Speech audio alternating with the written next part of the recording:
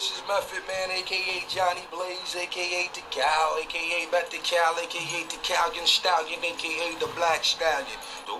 They're going to inject us with these, they're going to say it's like for everybody mandatory AIDS testing because AIDS is so widespread. They're going to be giving them vaccines for it so they don't catch it off top like measles, mumps, and stuff like that. But in all actuality, what they're doing is putting microchips in and your babies so they can keep tabs on where you're at. That's deep. That's deep. They're not even using money anymore as far as paper. It's going to be cards to show what status you are, how financially well off you are, or whatever. You know, what do you own, and it'll tell everything about you. Word. Welfare is gone. They just going, funds for schooling, gone. Everything is they just throwing it all back. They're building, what they're trying to do now is just build their fortress for the bigger war, because they know too that we're in the last times and days. Not prophecy, but prediction. If this was predicted 27 years ago, somebody knew something. Okay, here's the list. This is an abbreviated list. I could have made it much longer. You know I can. I didn't. Okay, you ready for the list? Fast mutating viral disease pandemics. Genetically developed vaccines. DNA database tracking. DNA chips. Get this one. 1997. Gene-based pharmaceuticals. Transmitting genetic instructions for a disease process. How about this one? You ready for it? Wait for it. Artificial intelligence to determine gene patterns. 27 years ago, who had heard about AI? Apparently they had. How about this one? Robots for doing genome sequencing.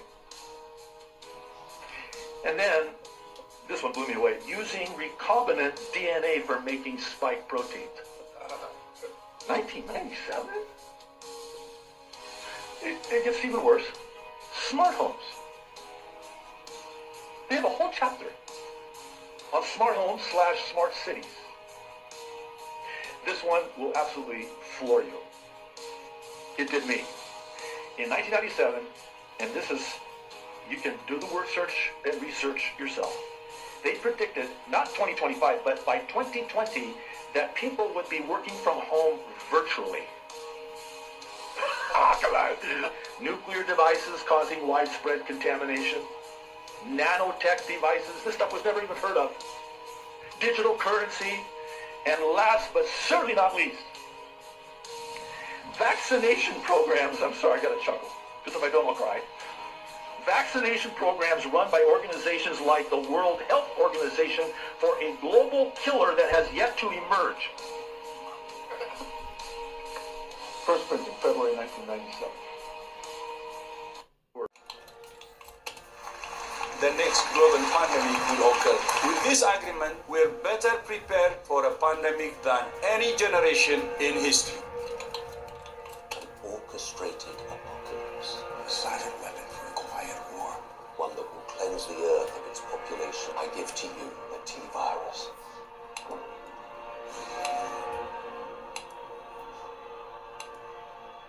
Everyone will take the vaccine.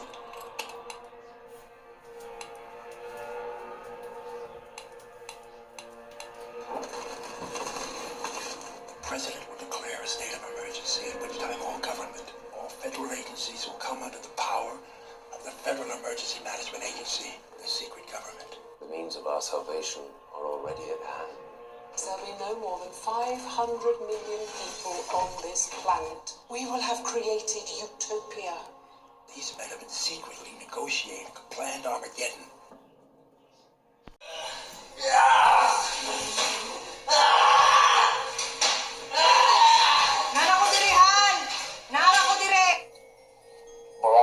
Family. I know you guys just seen that clip probably, or I'm going to play the clip at some point of that one person that's on the table because they have rabies or whatever. I feel like one thing that's really being slept on that's not being talked about is simply the fact that at some point there's going to be another virus and disease, and I'm not going to go into detail for obvious reasons, but because of the algorithm and whatnot.